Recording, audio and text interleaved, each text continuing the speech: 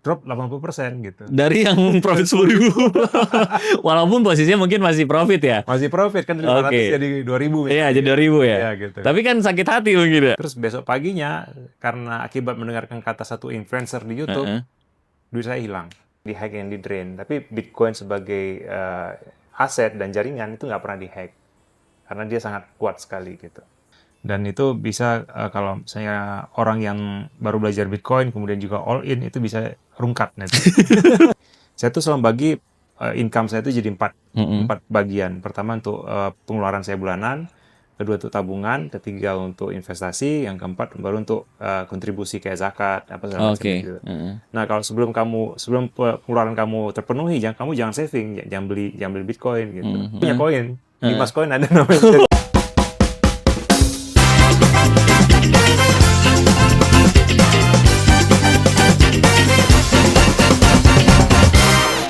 Di sela-sela podcast kali ini kita mau ngobrolin tentang Bitcoin ya, yang ternyata nggak cuma sekedar trading atau investasi aja. Tapi buat apa lagi? Nah, kita akan ngobrol langsung sama expertnya, salah satu co-founder dari komunitas Bitcoin Indonesia. Langsung Mas Dimas. Halo semua, perkenalkan nama saya Dimas Surya, saya co-founder Bitcoin Indonesia. Ya, thank you Mas Irsyad udah diundang di podcast ini. Oke, jadi perkenalan singkat ya. Nah, tapi sebelum kita ngobrol lebih dalam ya Mas tentang cryptocurrency, Bitcoin ya, saya mau nanya dulu tentang Mas Dimasnya sendiri ya. Sebenarnya sih saya dulu kenal Bitcoin, kenal investasi selama itu ketika baca bukunya Robert Kiyosaki. Oke, Rich Dad Poor Dad. Richard Burdett ya ya. Itu adalah aset, hutang, liability segala macam. Dan itu membuat saya jadi kayak pengen belajar nih gimana, karena financial freedom jadi satu impian gitu kan. Tapi kemudian seringan waktu ketika saya kuliah lagi ya di luar gitu, di luar negeri, saya 2016 menemukan Bitcoin dan mulailah pelajaran di Bitcoin ini gitu. Oke, berarti di luar udah berapa tahun kalau boleh tahu Mas? Kalau total sih sekitar 15 tahun ya. 15 Jadi tahun. 11 tahun di Jerman, 4 tahun di Swiss ya itu. Itu termasuk ngulik-ngulik Bitcoin segala macam ya. Investasi di sana juga berarti ya? Benar. Jadi kan Bitcoin kan 2008, saya datang 2005 waktu itu ke Jerman. Kemudian di sana 2016 mulai kenal Bitcoin dan juga mulai investasi, kayak pernah juga di saham, di forex, kemudian juga di emas dan segala macam. Dan saat ini ya setiap orang punya taste masing-masing tentang investasi. Bagi saya Bitcoin yang paling cocok buat saya sendiri gitu. Berarti tetap awal mulanya mungkin ya kayak saham gitu kan. Iya. Terus kisah awal kayak saham itu udah mulai kebuka gitu ya sebelum ketemu Bitcoin. Nah, itu ada cerita dari yang Mas Dimas bisa sampaikan nggak? Misalkan Iya sih. pertama kali trading misalkan ya saham ya atau seperti apa gitu experience-nya. Experience-nya itu ketika masih kuliah S1 ya. Saya ikutan kelas saham waktu itu, dan tapi kemudian saya melihat saham ini sangat menghabiskan waktu untuk buat Menghabiskan saya. waktu. Iya, karena harus duduk depan komputer gitu kan. Oke. Saya bukan tipikal yang bisa duduk depan komputer dan apa namanya fokus untuk cari cuan gitu ya. Analisa keuangan segala macam ya gitu. Gitu. Tapi terus saya pantau sih, dan saya juga punya mimpi. Saya suka sama konsepnya saham, di mana ini ada sebuah usaha, kemudian usahanya ada shareholders, kemudian shareholdersnya sama-sama menghasilkan profit gitu kan gitu. Jadi itu. Tapi pas di Jerman saya kenal sama sahabat saya, orang Syria malah. Dia active trader gitu. Oke. Jadi dia ngajarin banyak hal tentang saham, tentang forex, tentang trading segala macam. Dan ujung-ujungnya udah nih uang saya nih saya kasih ke dia untuk nitip dana. Terus gitu. pada akhirnya Profit sih. Tapi dia bilang aku capek gitu. Ya udah balikin lagi ke aku gitu duitnya. Justru itu kayak cerita manis ya. Iya. Kita nitip dana, cuan, tapi dia nggak mau lanjut gitu ya. Nggak mau lanjut ya. Akhirnya mungkin ya aku mikir pas 2016 tuh aku merasa apa ya gitu yang bisa aku investasikan gitu kan. Jadi aku cari ke sana sini karena ada beberapa pertimbangan, kayak misalnya emas itu kan waktu itu tuh harganya belum semenarik sekarang gitu. Yang kedua juga kalau misalnya saham juga butuh modal cukup besar untuk bisa dapat cuan yang gede banget gitu ya. Kalau obligasi begitu juga masih kecil, dan Bitcoin lah salah satunya yang mungkin modal kecil bisa untung besar ya. Itu kan Oh, oke. tim presiden ekonomi waktu itu. Iya. Ya, kebetulan alhamdulillah timingnya lagi pas. 2016 saya masukin 500 euro, terus 2017 jadi 10.000 euro gitu. Wah, itu lumayan ya, itu Itu uang berlipatnya. terbaik dalam 20 hidup kali saya. lipat ya, 20 Iya, kali lipat ya. uang terbaik dalam hidup saya waktu itu. Jadi, wah, apa ini yang terjadi gitu kan?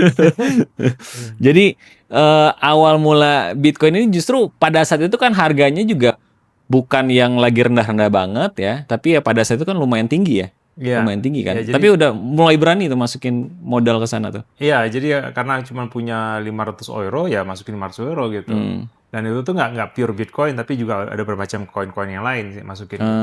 Oke. Nah, jadi saya ingat banget tuh di situ tuh pas itu tuh ya alhamdulillah. Tapi seperti sama semua perjalanan orang, saya nggak take profit gitu kan. Mm-mm. Jadi riding the wave. Jadi ketika ada 10.000, terus besok tahun 2017 akhir 2018 ada bear market, ya drop 80% gitu. Dari yang profit 10.000. Walaupun posisinya mungkin masih profit ya. Masih profit kan dari 500 Oke. jadi 2.000 Iya, misalnya. jadi 2.000 ya. Ya gitu. Tapi kan sakit hati mungkin ya. Sakit hati. Tapi ada lebih sakit hati lagi. Ketika pas drop itu saya banyak belajar kan. Terus saya udah menyadari bahwa Bitcoin dan kawan-kawan ini bisa disimpan sendiri. Oke. Istilahnya self custody ya kan. Mhm. Dibandingkan sama aset yang lain. Nah, saya udah beli tuh aset Ledger namanya Harvard Wallet. Saya Iya. udah pesen, datang ke rumah. Kemudian pas nyampe di rumah, saya malas belajar. Oke. Ribet gitu mindahinnya, nggak tahu gimana, ribet nantilah gitu. Heeh. Terus besok paginya karena akibat mendengarkan kata satu influencer di YouTube, Heeh. duit saya hilang. Gara-gara nggak? Dihack. Oh, gara-gara nggak naruh ke cold wallet itu ya? Iya. Jadi kan udah ada di situ, saya nggak take time untuk belajar. Mm-mm. Kemudian besok paginya ada satu influencer di YouTube bilang ini ada airdrop gitu. Hmm. Nah, tekan tombol ini, saya tekan lah gitu kan. Dan tiba-tiba dalam hitungan menit 2.000 euro hilang, Oh. ke drain saya walletnya. Jadi ya itu kayak semacam smart contract atau apalah ya secara teknologinya Betul. yang bisa ketika kita ngeklik itu malah kesedot semua. Iya, istilahnya kalau di dunia security itu phishing, PHI, phishing Oh iya attack iya ya. iya. Heeh. Jadi private key kita ketahuan dan di drain gitu. Oh, jadi Straight banget. oh. Jadi bukan masalah exchanger-nya segala macam ya? Bukan. Tapi karena dalam tanda kutip kesalahan sendiri. Kesalahan sendiri dan ngikutin kata besar yang kemudian dia mau menghapus postingan itu gitu. Oh, mungkin dia sendiri nggak tahu atau emang Mungkin dia nggak tahu juga. Iya, ini pengalaman yang lumayan pahit gitu. Pahit banget, 3 hari nggak tidur ini. 3 hari nggak tidur, oke. Kan ini kita dari tadi udah mulai ngomongin Bitcoin, cryptocurrency. Nah, ini tuh sebenarnya apa sih? Itu bisa dijelasin ke bahasa yang lebih sederhana nggak? Mungkin bahasa sederhananya kalau di dunia ya, aku kata konteks dunia itu Bitcoin itu adalah uang gitu. Bitcoin adalah Nah, jadi bentuk uang baru. Tapi membedakannya apa sama uang sekarang gitu? Ya, kalau pada dasarnya uang itu sebuah teknologi ya. Dulu kan kita ada teknologi barter, kemudian kita pakai medium exchange, pakai kerang, pakai batu, dan kemudian pakai koin segala macam. Nah, sistem sekarang ini kan uang kita pakai adalah uang yang diterbitkan sama pemerintah, kemudian tidak di backup tidak dipegging, tidak dipatok dengan apa-apa gitu ya, tidak dengan emas lagi gitu. Nah, Bitcoin ini suatu bentuk teknologi baru di mana dia uang itu pure bentuk digital. Oke. Tapi kemudian dia nggak ada yang mengontrol, kemudian jumlahnya 21 juta gitu. Nah, terus kalau jadi pertanyaan selanjutnya nih ya. Dari kan tadi bilang kalau uang itu nggak di backup apa-apa. Mungkin zaman dulu ya di backup emas lah gitu kan. Betul. Tapi kalau sekarang memang sekedar kertas. Nah, Bitcoin ini apa? Backupnya apa gitu? Backupnya ada 2. Pertama dia pakai enkripsi kriptografi, yaitu matematika kan. Matematika mendasari hidup kita semua. Kemudian prosesnya dalam penciptaan Bitcoin baru tuh membutuhkan energi gitu. Energinya tuh sekarang setara dengan 17 reaktor nuklir gitu yang mengamankan jaringan Bitcoin gitu. Jadi ya dari energi sebanyak itu ya baru bisa kayak dalam tanda kutip menciptakan Bitcoin. Yang di supply baru muncul di pasaran gitu. Oke. Nah, ini yang tadi juga udah sempat disinggung ya, yang membedakan itu dengan uang lainnya atau kripto lainnya kan sekarang banyak nih Bitcoin, misalkan Ethereum, Solana atau apapun itulah. Nah, itu kenapa Bitcoin itu masih survive gitu? Jadi top tier-nya kripto gitu. Iya, karena pertama karena ada trust yang tinggi ya. Pertama terhadap desentralisasinya, di mana walaupun ada Satoshi Nakamoto, tapi dia sudah pergi. Kemudian Bener itu sudah pergi. ya dia sudah pergi dan kemungkinan dia mati ya. Kemudian yang kedua itu tadi hard cap itu tadi. Kalau dibanding sama aset yang lain, Ethereum itu ada yayasan, ya, Ethereum Foundation, ada Vitalik Buterin yang masih bisa mengontrol, kemudian semuanya bisa diatur gitu ya. Jadi di kripto lain semuanya begitu gitu. Jadi kecuali di Bitcoin itu dia ada 2 janji yang sampai sekarang masih dipercaya orang. Pertama dia pure decentralized, kedua dia akan selamanya 21 juta gitu.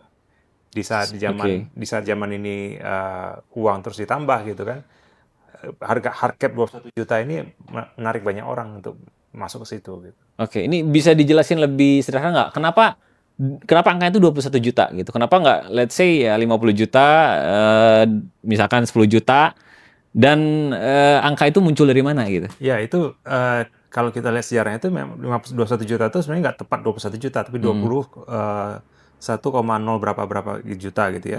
Itu pure dari hasil matematika. Jadi dari awal si Satoshi bilang di blok pertama itu reward Bitcoin itu per 10 menit ada 50 Bitcoin. Oke. Terus per 210.000 blok atau perkiraan setiap 4 tahun, 50 Bitcoin itu berkurang jadi 25 gitu. Nah, kalau kita runut dari 50 Bitcoin yang 0 ya, pas blok 0 Genesis blok ke blok terakhir itu akan jumlahnya sekitar 21 juta dibulatkan. Dengan rumus tadi ya, enkripsi, matematika, dan juga ethical curve theory dan segala macam gitu. Oke. Ini udah berat. Mungkin nanti ya secara teknisnya itu bisa dicari di googling sendiri lah. Nah, bisa, atau datang ke meetup kita bisa belajar banget. Oke, keren. Nah, terus dari sisi legalitas sendiri ya, Bitcoin ya di Indonesia itu seperti apa ya? Kalau di luar mungkin orang-orang negara-negara sudah mulai terbuka ya terkait dengan transaksi Bitcoin. Kalau di Indonesia seperti apa? Nah, di Indonesia ini Bitcoin awalnya itu dianggap sebagai komoditas, sama dengan garam, kopi, gula, dan segala macam. Saat ini ya? Waktu itu, sekitar 2-3 tahun yang lalu. Oke. Karena di bawah kontrol Bapepti. Tapi awal 2025 itu fully di bawah OJK. Dan OJK sudah mengklasifikasikannya sebagai aset digital. Setara dengan obligasi, saham, mungkin forex ya, dan teman-temannya gitu. Tapi tetap Bitcoin tidak boleh dijadikan alat pembayaran. Ya? Kenapa tuh? Kalau boleh tahu secara filosofinya ceritanya lah gitu. Kalau dari filosofinya itu tadi hanya rupiah yang boleh dijadikan pembayaran gitu. Tapi kalau misalnya kita mau melihat uang itu kan punya 3 fungsi ya. Pertama sebagai penyimpan nilai, kedua sebagai alat tukar, ketiga sebagai alat ukur, jadi harganya berapa. Tapi ada fungsi keempat yang hanya negara yang punya, yaitu sistem of control, alat kontrol orang masyarakat. Jadi pemerintah nggak mau kehilangan kontrol, basically. Oke, jadi gara-gara itu ya. Makanya ya rupiah tetap gitu jadi yang utama. Tapi boleh ditradingkan ya, boleh ditransaksikan, boleh ya mau nge-hold juga boleh, udah ada legalitas secara resmi ya. Per 2025 OJK gitu ya. OJK benar. Wah, keren juga nih ya. Udah mulai melek gitu mungkin ya Bitcoin ya. Iya. Oke, kemudian kalau dari sisi keamanan mungkin ya, kan kalau kita ngelihat let's say aset lain gitu ya, atau dalam hal ini langsung aja ke kripto, keamanan tadi udah disinggung ya. Karena dia harus memecahkan kode segala macam. Nah, ini mungkin nggak sih kayak Bitcoin itu dihack? Sedangkan kalau ngelihat berita-berita ya kan, ada yang exchanger ini ke hack segala macam. Nah, ini gimana? Gitu kan orang-orang takut pasti kan dengan kayak gitu. Nah, Bitcoinnya sendiri sebagai network, sebagai jaringan nggak pernah dihack. Nggak pernah? Oke. Yang selalu dihack adalah, itu tadi saya dihack karena saya simpan di wallet yang saya tidak jaga aman. Atau orang simpan di exchange-nya kena hack. Karena kalau orang naruh Bitcoin di exchange itu kan jadi semacam honeypot, serangan sasaran gitu ya. Itu yang dihack, yang di drain. Tapi Bitcoin sebagai aset dan jaringan itu nggak pernah dihack. Karena dia sangat kuat sekali gitu. Oke, jadi secara teknologi ya mungkin yang berkembang, dengar-dengar juga ada teknologi quantum computing gitu kan, itu mungkinkah sampai sejauh ini ada kemungkinan nggak itu dihack? Sampai sekarang belum bisa dihack dengan quantum computing, karena quantum computing juga masih baru banget gitu. Tapi di saat bersamaan para developer Bitcoin itu udah mulai mengusulkan namanya proposal gimana cara mengimprove Bitcoin ini bisa jadi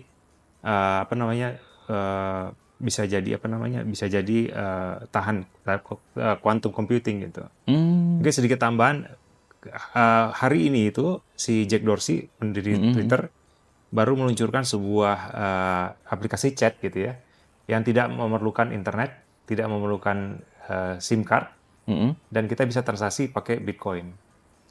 Bisa transaksi pakai Bitcoin? Iya. Itu via apa? Via Nggak pakai Bluetooth. internet? Pakai Bluetooth dan Mesh Network namanya. Jadi kita bisa chat sama Iya. semua orang yang pakai Pernah itu? familiar nggak dulu namanya IRC dulu, pas zaman kita awal-awal IRC kan? Iya. Kayak gitu masih bentuknya, tapi kita bisa diinstal aplikasinya, kita nggak perlu internet, kita nggak perlu SIM card, nggak perlu jaringan SIM, cuma butuh Bluetooth, dan selama kita bisa transaksi pakai Bitcoin. Wah, itu kayaknya udah another level lagi mungkin. Jadi mungkin itu bisa dikatakan pengaplikasian dari kriptonya sendiri ya? Betul. Selain dari Bitcoinnya sendiri gitu ya? Oke. Berarti kalau kita lihat dari sisi keamanan, ya itu udah jelas aman. Yang mungkin orang-orang khawatirkan itu lebih ke ya antara si exchange-nya atau keteledoran pribadi gitu ya. Betul. Lebih ke situ jadi bukan dari Bitcoinnya ya. Benar, karena sampai sekarang pun orang masyarakat umum pun pasti rata-rata punya satu password tapi semua akun gitu ya. Betul. Dan mereka juga jarang nggak tahu apa itu misalnya keamanan 2 langkah misalnya kayak gitu. Atau bagaimana cara pakai YubiKey misalnya gitu ya, security key segala macam. Itu aja masih kurang gitu, apalagi bisa mengamankan di exchange gitu segala macam. Oke, menarik. Nah, kemudian kalau dilihat dari perspektif resiko nih ya, kalau kita ngelihat pergerakan Bitcoin kan katakan dari tahun-tahun sebelumnya lah, kan kenaikan sama penurunannya itu kan gila-gilaan gitu ya. Nah, ini masih bisa ada ruang untuk kita dapat cuan di Bitcoin kah ya? Kalau misalkan dalam tanda kutip trading gitu ya, atau resiko lainnya seperti apa? Ya, jadi risiko pertama Bitcoin itu yang benar volatilitasnya memang tinggi banget gitu ya. Dan itu bisa kalau misalnya orang yang baru belajar Bitcoin kemudian juga all in itu bisa rungkat nanti. Oke. Kalau di kami saya juga selalu bilang kalau kamu mau masuk Bitcoin kamu harus selesaikan dulu yang pertama. Jadi saya tuh selalu bagi income saya itu jadi empat bagian. Pertama untuk pengeluaran saya bulanan, kedua untuk tabungan, ketiga untuk investasi, yang keempat baru untuk kontribusi kayak zakat apa segala macam gitu. Nah, kalau sebelum pengeluaran kamu terpenuhi, kamu jangan saving, jangan beli Bitcoin gitu. Tapi rata-rata orang all in terus kemudian rungkat gitu. Nah, kemudian nyalahin gitu. Jadi itu yang pertama. Tapi kemudian risiko yang lain adalah itu tadi karena ini fully digital dan ketika itu hilang nggak ada yang bisa telepon gitu. Nah, iya itu betul. Karena kan kalau misalkan kita lupa ya katakan si key-nya itu, terus kita kemana gitu, harus mengadu ke siapa gitu kan? Mengadu ke diri sendiri. Bener-bener musnah dong ya? Nggak musnah. Jadi saya udah temannya teman pernah beli Bitcoin 2010, ada sekitar 1.000 Bitcoin dia. 1.000 Bitcoin? Iya. Wow. 2010 masih kecil tuh 1.000 Bitcoin, cuma berapa ratus juta gitu intinya. Tapi dia kehilangan passwordnya. Wah, itu gila nggak ya sama sekarang? Ya, jadi dia masih bisa tuh lihat dompetnya, walletnya nilainya. Oh, masih berapa. bisa itu? Ya, tapi nggak bisa ditarik? Nggak bisa mindahin. Wah, 1.000. Wah, ada satu triliun ya? Ya, 1 T. Gila. Terus sekarang masih aman-aman aja orangnya atau? Ya aman aja, tapi dia cuma sedih aja bisa mantengin terus pastengin, tapi nggak bisa diambil duitnya gitu kan. Nah, itu makanya untuk memitigasi risiko adalah edukasi ya kan. Di semua investasi pasti ada edukasi yang cukup gitu. Oke. Ini juga kalau nggak salah pernah ada ya orang luar gitu ya yang juga kehilangan hard disknya ya, yang sampai kebuang itu ya. Bener. Itu ceritanya kan viral ya. Terus sampai dia di funding sama perusahaan untuk nyari hard drive itu ya. Tapi itu dia udah kehilangan lebih dari 6 tahun, kayaknya nggak bakal ketemu lagi gitu. Gila ya. Oke. Kemudian kita mulai beralih ke komunitas Bitcoin Indonesia nih ya. Nah, awal mula berdiri Bitcoin Indonesia mungkin bisa diceritain seperti apa di Indonesia sendiri ya khususnya. Nah, mungkin dari Mas Dimas. Oke, thank you. Jadi kita tuh ketemu tuh tahun 2023 kemarin. 2023 baru ya, sebenarnya baru-baru ini. Oke. Baru banget. Jadi 2023 itu tuh ada Bitcoin Indonesia Conference. Mm. Pak Gita Wirjawan, kemudian Jack Dorsey itu dan beberapa yang lain-lain juga datang ke Bali ya, conference. Oke. Dan saya ketemu sama partner saya sekarang gitu. Jadi mereka bule-bule gitu yang cinta sama Bali, jadi datang ke Bali. Kemudian mereka ngajakin saya gitu karena mereka melihat di Indonesia ini potensinya gede banget untuk Bitcoin gitu. Jadi tapi belum ada informasi yang mumpuni gitu tentang Bitcoin. Dan kita memutuskan untuk jalan dengan Bitcoin. Jadi apa yang kita lakukan? Kita punya misi itu bagi kita ya Bitcoin itu adalah freedom tool gitu ya, alat untuk mencapai kebebasan, kedaulatan dan juga hak asasi manusia gitu. Jadi yang kita lakukan ya kita bikin website, kemudian kita ngadain meetup gratis, ada 36 meetup yang kita lakukan tiap bulan di seluruh Indonesia. Kemudian ada program-program edukasi, kita merambah ke anak-anak SD, sekolah, universitas, dan semuanya kita kasih gratis. Oke, berarti ini lebih bener-bener ngajarin dari awalnya tuh dalam tanda kutip kriptonya ya, sampai ke Bitcoinnya atau bisa kita ngelihat? Kita Bitcoin only, hanya Bitcoin. Oh, Bitcoin, bener-bener Bitcoinnya gitu ya? Iya. Bukan kripto yang lain segala macam Kalau bukan kripto ya? yang lain kan itu sudah di cover sama exchange ya. Mhm. Ya kalau tapi di semua exchange belum ada yang sampai sedip kita gitu. Karena orang karena exchange itu kan rata-rata bisnis modelnya adalah trading kan gitu kan. Tapi filosofi, fundamental, kemudian nilai ekonomi, kemudian masyarakat, sosial segala macam jarang dibahas. Gitu. Ya kita fokusnya ke sana gitu. Fokusnya Bitcoin untuk hak asasi manusia. Gitu. Wah, ini misinya ya, misi dari Bitcoin Indonesia ya. Iya. Berarti kalau kita ngelihat untuk orang-orang awam nih ya, apakah mesti ada semacam kriteria ya, expertkah, pemula itu untuk masuk ke Bitcoin Indonesia itu? Oh, kita bebas ya. Jadi kalau pertama mungkin paling gampang tuh datang ke meetup kita. Jadi bisa datang ke sosial media kita terus lihat tanggal berapa ada jadwal meetup di mana, datang aja.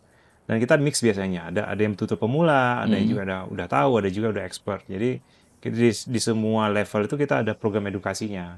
Oke. Kita ada program tuh developer program, kita juga ada untuk level yang gimana cara simpan sendiri, kemudian kita juga ada yang sudah bertanya apa sih Bitcoin gitu ya. Dan ya kita ajarin gitu mengenai uang, mengenai Bitcoin dan segala macam. Berarti meetupnya udah banyak tuh ya untuk 36 kota 36 kota. seluruh Indonesia dan gratis. Wah, gratis ya. Menarik nih ya. Tapi makan minum bayar sendiri ya. Oke.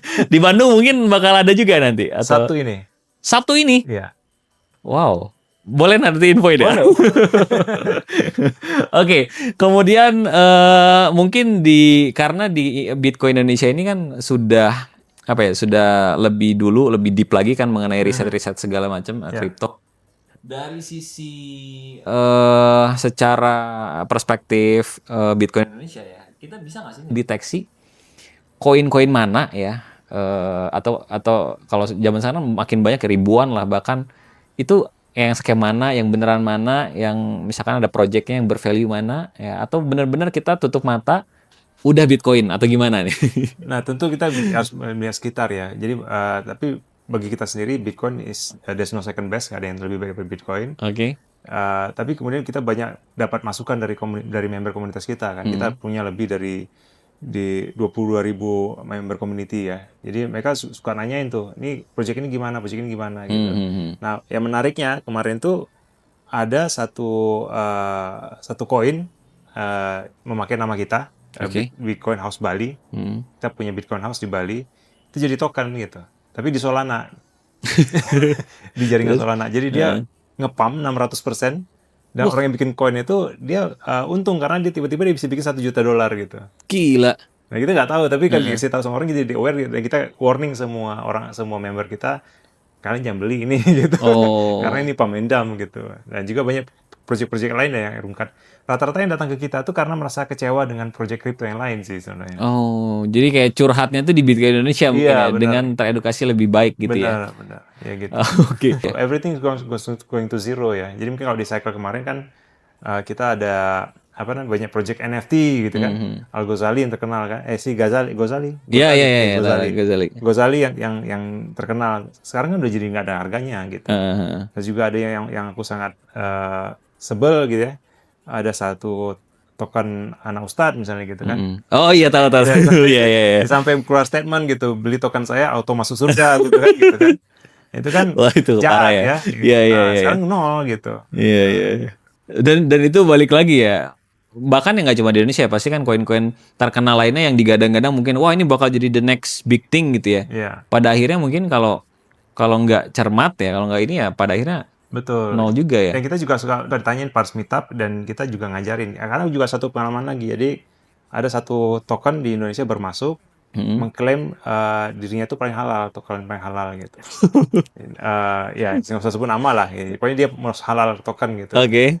Pakai nama-nama agama kita juga gitu. Oke. Kemudian kebetulan saya tuh termasuk yang diminta untuk melakukan research gitu, background check segala macam. Dan saya riset banyak red flag di situ. Dari segi economics, kemudian juga struktur kerja segala macam. Dan pas suatu hari teman saya itu ngunjungin mereka di Dubai. Dan ternyata kantor mereka itu adalah gudang sepatu. Wah. Terus kelanjutannya gimana tuh? Masih dipakai sekarang itu token itu. Masih eksis gitu, masih Masih ada. eksis. Dan itu bisa tetap diperjualbelikan Nah, gitu nggak ya. tahu itu makanya. Jadi kita kalau udah banyak cerita-cerita begitu, saya bilang udahlah, nggak usah. Ya mungkin orang kan pengen masuk ke kripto ini sama seperti saya dulu, pengen kaya cepat. Nah, tapi setelah saya menjalani ini selama 9 tahun, nggak ada namanya bisa kaya cepat gitu.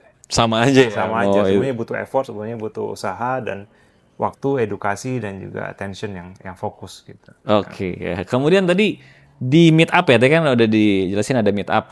Itu ngapain aja sih selain dari edukasi itu ada misalkan ya bagi-bagi koin misalnya atau apa gitu. Nah itu apa aja tuh? Biasanya sih ada paparan, presentasi tentang apa itu Bitcoin, kemudian juga ada Q&A. Tapi sometimes juga kita juga ngadain workshop misalnya gimana sih cara narik koin dari exchange itu kita simpan sendiri misalnya gitu. Atau Oke. biasanya basic security misalnya gimana sih kita bisa pakai password manager gitu atau gimana kita mengaktifkan 2FA gitu. Jadi pure meningkatkan apa skill digital kita gitu. Jadi di situ kita banyak. Dan juga terkadang kita diundang juga sama law enforcement untuk kasih paparan gitu. Karena mereka pengen belajar gimana ini gitu. Oke, nah kemudian kalau tadi juga sempat disinggung ya kan pump and dump ya. Nah ini boleh dijelasin lebih sederhana nggak nih bagi ya buat teman-teman gitu ya, biar kita tuh bisa lebih aware gitu. Ciri-ciri yang mau dipump kayak gimana, yang tiba-tiba nanti besoknya tuh jadi nol. Nah ini boleh dikasih tahu mungkin Nah, itu tipsnya. biasanya kalau aku lihat ininya ciri-cirinya tuh pertama munculnya tuh tiba-tiba. Kemudian ada banyak hype gitu ya, yang attention ke sana gitu. Dan biasanya itu orang di belakang itu dia masukin duitnya dulu gitu sebagai liquidity untuk ngepump. Dan biasanya dia nggak hanya sendirian, tapi dia punya berapa orang yang untuk marketing, untuk hype segala macam. Jadi orang tertarik untuk beli gitu karena naiknya cepet. Oke. Nah, ketika orang udah beli semua, ya dia lepas barang gitu. Sama kayak di saham juga kan ada saham yang digoreng gitu kan. Iya, iya, Ya, iya. seperti itu, tapi on steroids gitu ya, lebih cepat daripada saham gitu. Iya, iya, iya, iya. Gorengannya gitu. Jadi intinya ya mungkin mereka tetap harus butuh nge-trigger ya, modalnya di-chip in dulu ya ke salah satu project atau koin yang dia buat, ketika naik baru dia jual barang yang lepasin ya. Benar. Jadi aku bikin koin tuh gampang banget loh.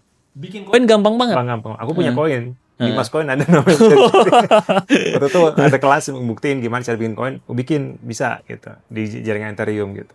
Oh. Tinggal cara kita masukin liquidity, kemudian kita mainin sedikit marketing segala macam, itu bisa naik cepat gitu. Oh, semudah itu ya? Semudah itu. Oh, terus di zaman AI sekarang, nah ini Lebih cepat lagi. lebih cepat lagi. Iya. Jadi mungkin orang yang nggak ngerti coding gitu ya, tetap possible untuk kita bikin koin sendiri. Possible banget. Dan juga apa namanya, apalagi zaman sekarang itu kan orang koin itu kan tinggal pakai AI, terus kemudian langsung dimasukin sedikit liquidity dan bisa dijalankan langsung semuanya gitu. Jadi nggak mesti pakai coding, nggak mesti semuanya. Bahkan ada servisnya juga untuk bikin koin ini gitu.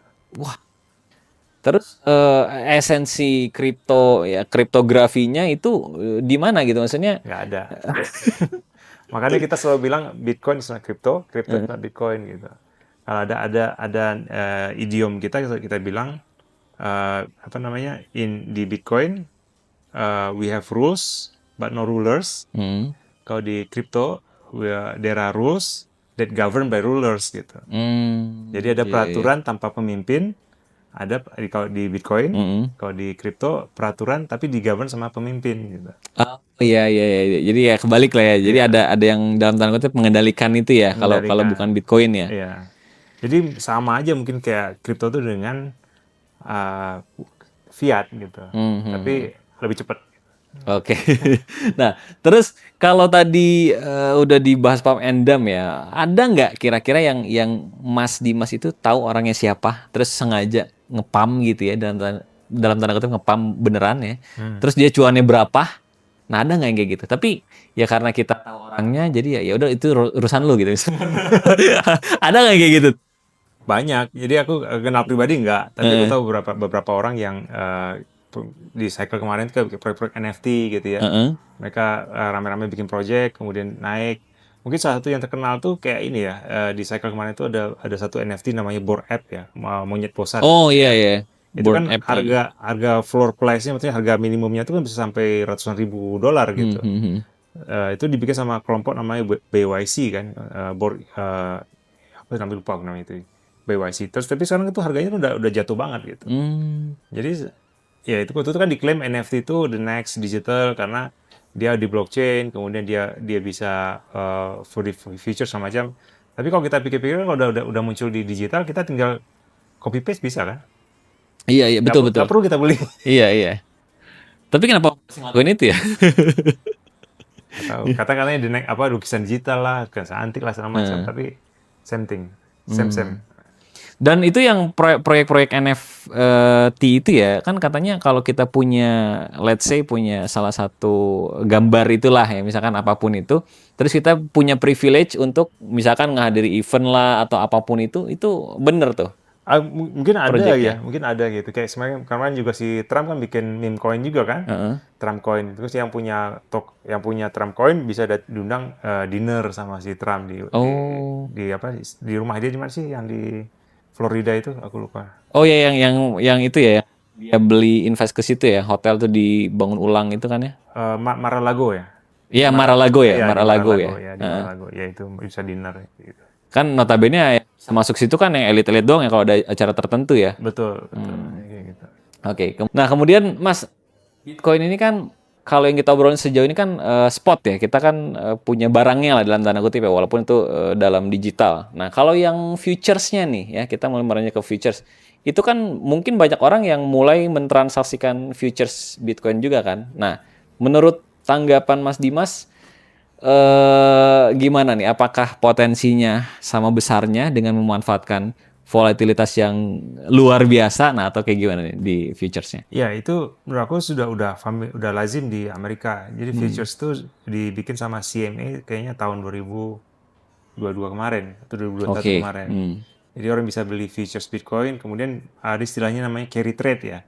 Jadi memanfaatkan arbitrage harga dari masa depan dan sekarang mereka mainkan itu. Dan itu aku rasa itu banyak dilakukan sama hedge fund manager. Mereka bisa melakukan hal itu. Dan juga untuk ETF juga sekarang kan lagi gencar itu. Dan itu yang dan itu apa namanya banyak orang yang beli gitu ya. Dan, gitu. Jadi ya yang dia dalam tanda kutip tradingin di futures juga mungkin banyak juga ya. Banyak. Kalau di Indonesia mungkin belum ada futuresnya Bitcoin. Baru muncul ya, baru akhir-akhir ini. Cuman masih butuh, kayaknya butuh iterasi lagi karena Iya. yang aku lihat tuh rata-rata tuh leverage-nya bisa sampai 25 kali gitu. Dan tidak ada stop loss. Nah, kemudian kalau dari kalangan komunitas Bitcoin Indonesia sendiri ya, mereka ikutan trading ini juga nggak sih, forex misalkan gold ya, forex atau oil, mereka ikut juga nggak sih atau? Banyak sih banyak. Kita nggak hanya dari kalangan, jadi komunitas kita tuh membernya banyak dari mahasiswa, anak SMA, anak SMP, dan juga kalangan pengusaha dan juga pengusaha banyak gitu ya. Dan mereka juga nggak hanya punya Bitcoin, tapi juga trading. Kayak saya nggak trading, tapi saya nyimpan emas misalnya gitu kan. Oh, oke. Nah, ada juga saya punya aset-aset lain yang perdagangan. Jadi semuanya kita datang dari background yang berbeda-beda, tapi semangatnya satu. Kita pengen mengempower orang dengan Bitcoin. Gitu. Oke, berarti yang notabene, let's say saya memang trader forex gitu ya. Kalau untuk mulai masuk ke kripto ya, walaupun saya ngikutin ya Mas ya, dari dulu lah katakan yang ngikutin perkembangan harganya, tapi sebenarnya nggak masuk ke Bitcoin Mas. Gitu. Nah, itu harus mulai dari mana gitu ya. Terus langkah-langkahnya sampai mungkin someday bisa kayak Mas Dimas. Nah, itu gimana Mas? Ya, pertama join meetup kita. Oke. Kemudian ada program kita juga. Kita punya program 10 weeks program. 10 weeks program, oke. Ya, itu sekali seminggu sama 10 minggu. Nanti di Bandung kita akan ngadain juga offline atau online. Itu belajar pure fundamental tentang uang, sejarah uang, dan bagaimana uang bekerja, kemudian bisa tentang Bitcoin. Jadi setelah ikutan lulus program itu dapat sertifikat internasional. Internasional itu. Internasional, dan namanya programnya My First Bitcoin. Oke. Dan di globally Bitcoin Indonesia ini termasuk yang nomor 2 terbanyak melakukan cohort ini gitu. Jadi My First Bitcoin ini dari El Salvador, tapi sudah diterjemahkan di 56 negara. Dan kita globally rank nomor 2 yang terbaik, yang banyak melakukan program My First Bitcoin ini. Yang 10 weeks itu. Ini 10 weeks. Dan itu udah berjalan sejak lama tuh. Itu udah setahun. Jadi saya juga ngajarin ke universitas. Kemarin saya ngajarin ke dosen Telkom, mahasiswa Telkom. Nanti di Bali kita akan mulai di universitas di Bali. Kemudian di Jakarta juga. Kemudian juga kita ngajarin ke UMKM gitu sekarang. Gitu program-program ini. Dan itu gratis. Gratis. Oke. Menarik. Nah, kemudian ini pertanyaan selanjutnya Mas ya. Kalau dari sisi ya kesibukan ya di sela-sela kesibukan Mas Dimas sebagai co-founder Bitcoin Indonesia ini ngapain aja sih selain ngisi-ngisi kegiatan tadi nih? Apakah misalkan ya mantau market kah? Nah, itu apa tuh? Saya tipikal yang mungkin mager kali ya, tapi juga sisi lain juga saya udah berkeluarga, saya tuh pengen dekat sama anak saya aja gitu. Jadi makanya mendirikan Bitcoin Indonesia ini agar bisa dekat sama anak saya. Saya bisa kerja di rumah, saya bisa ngantar ngantar sekolah, menjemput anak, segala macam. Itu yang saya lakukan gitu. Oke, berarti udah financial freedom ya. Ya, can be better lah. Oke, terus selanjutnya Mas, apakah Bitcoin ini bisa dijadikan income utama nih bagi orang-orang mungkin yang notabene wah ini dia misalkan let's say dia baru lulus berapi-api nih. Wah, udah pokoknya all in Bitcoin. Nah, itu gimana? Aku pikir jangan dulu yang all in Bitcoin. Oke. Jadi pertama skill sih, value. Jadi di luar sana tuh banyak kerja remote. Jadi teman-teman bisa kerja remote. Kemudian mungkin bisa negosiasi sebagian dari income-nya dalam bentuk Bitcoin gitu. Dan itu juga saya lakukan dulu awal-awal gitu. Jadi yang terpenting adalah kalau misalnya baru lulus, kemudian baru mulai belajar, kita harus tahu value kita apa gitu. Jadi uang kerja itu kan basically kita memberikan value kita pada orang lain gitu. Kalau kita belum punya value yang tinggi, kalau ketika value kita tinggi, maka kan dibayar lebih banyak untuk pendapatan income kita kan.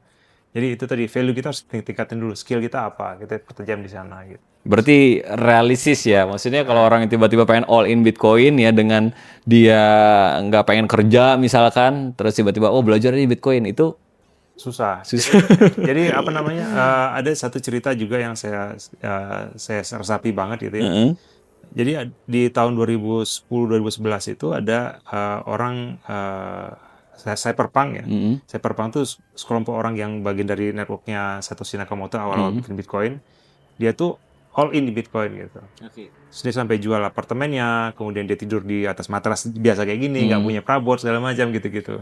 Dan dia pure hidup dari Bitcoin gitu, karena dia percaya sama Bitcoin 100%, 1000% malah. Tapi apa yang terjadi ya dia masih harus bayar tagihan listrik, dia harus masih makan, dia harus pergi traveling segala macam. Tadinya dia punya lebih dari 10.000 Bitcoin, karena dia nggak punya uang fiat, habis Bitcoinnya. Wah, dia nggak nge-hold Bitcoin sampai sekarang mungkin ya? Ya mungkin cuma punya 1 atau 0,1 Bitcoin segala macam. Iya, iya, iya. Nah, jadi kembali lagi ke basic manajemen keuangan gitu kan, Iya, iya, yang harus iya. dipunya, dimiliki gitu. Saya mesti kasih tambahan gitu ya, prinsip yang saya pegang tuh bulan ini Bitcoin saya harus lebih banyak daripada bulan kemarin gitu. Oke. Karena kalau dari track record, nah selama 16 tahun Bitcoin ada, kalau kita hold Bitcoin selama 4 tahun, itu kita akan outperforming trading, emas, saham, properti, reksadana, S&P 500, IHSG, semuanya. Kita akan Semuanya ya? semuanya akan outperforming. Wah, By gila. simply buying more, kemudian kita hold selama 4 tahun minimal. Gainnya ada estimasi persentase? Ya, on average itu paling rendah tuh Bitcoin tuh ngasih return IRR-nya tuh 30% per tahun. 30% ya? Iya.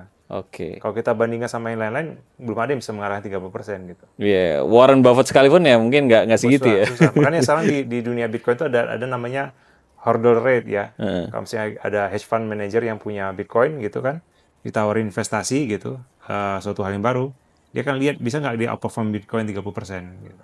Oke. Kalau nggak bisa, mendingan aku simpan sendiri. Karena simpanan Bitcoin sendiri itu tenang kan kita kan. Iya. Kita nggak perlu ngurusin karyawan, kita nggak perlu ngurusin serikat pekerja, kita nggak ngurusin operasional, bayar gaji, asuransi, Iya, iya, iya. headache sama ormas-ormas gitu kan. Simple aja 30% per tahun kita bisa naik terus gitu. Iya, iya, iya. Nah, itu tadi. Oke. Menarik, menarik. Nah, ini pertanyaan terakhir ya, Mas ya. Ya. Tips and trick ya dari Mas Dimas sendiri untuk mungkin orang-orang yang baru mengenal Bitcoin, terus ke depannya seperti apa. Nah, apakah Bitcoin ini teknologinya bakal terus bertahan sampai let's say 20 tahun, 50 tahun ke depan gitu ya. Nah, ini tips and trick bagi yang mulai gimana? Ya, yang pertama tips and trick yang saya dapatkan pertama tuh nggak ada cara eh, cepat jadi kaya gitu ya. Oke. Terus yang kedua kalau misalnya kalau sesuatu hal itu terlalu bagus gitu ya, Too good to pasti be scam. true Too ya. good to be true gitu ya, itu pasti scam gitu. Oke. Nah, yang ketiga tuh kita lihat situasi global sekarang ini di sistem fiat tuh itu kan sistem berbasis hutang atau istilahnya fractional reserve banking gitu.